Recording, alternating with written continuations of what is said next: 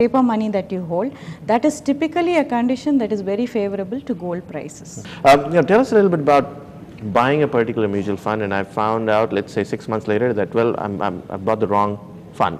What do I do then?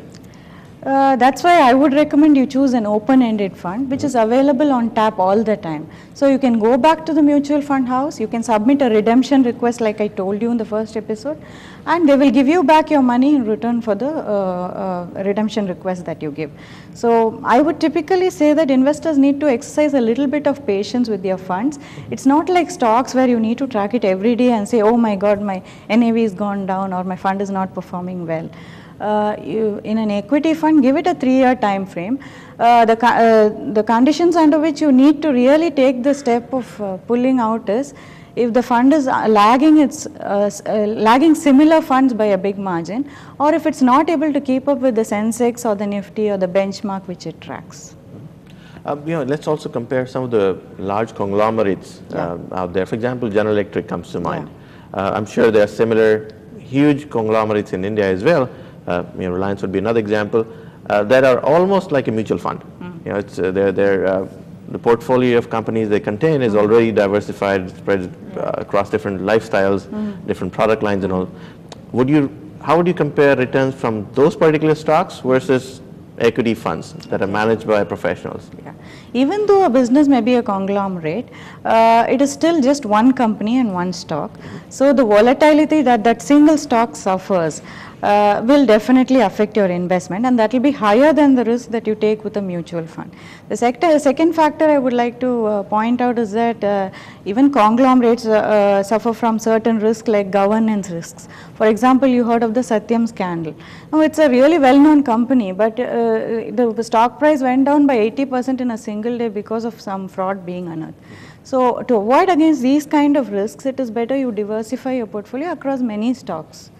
And that will even out any blips in 1 or 2 stocks that you hold.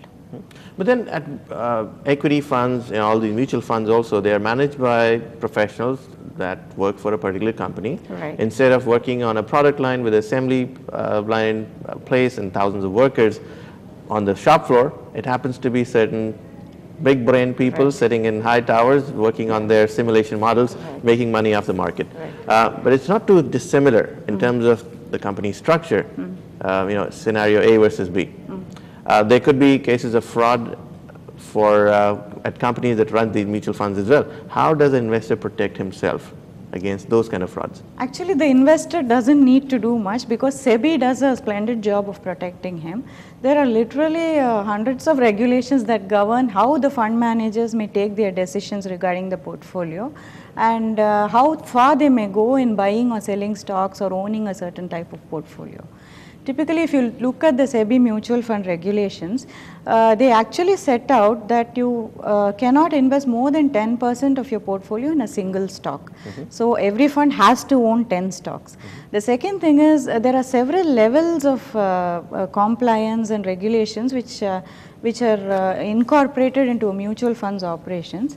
A fund manager cannot just make up his mind and take his decisions, because typically every fund will have a team of fund managers working and managing the portfolio. They will be headed by a chief investment officer. The chief investment officer will be overseen by a CEO. Not only that, each fund is managed by an asset management company. Now they report to a board of directors and an independent body of trustees.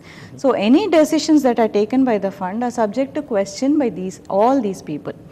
Now, apart from that, funds also have a separate compliance officer who has to report to SEBI on how the fund is actually implementing these policies or regulations that are set down by SEBI. So it's not very easy for a fund manager to defraud investors. The second point that people often raise is, fund managers are experts, so what if they buy the stocks in advance and then they buy the same thing for the fund? Now, those kind of things are simply not allowed according to SEBI regulations. People who manage your money are not allowed to transact in stocks. If they do transact in stocks, they have to tell the compliance officer in advance, get his okay on it and so on. Aarti, really interesting topics. I'm sure there's a whole lot we can talk about here. I don't know much about how to diversify risk and reduce it. Would love to hear your thoughts. Thank you for being with us. Thank you. Coming up, a conversation with Mr. S. Mahalingam, Executive Director and Chief Financial Officer of TCS. Stay tuned.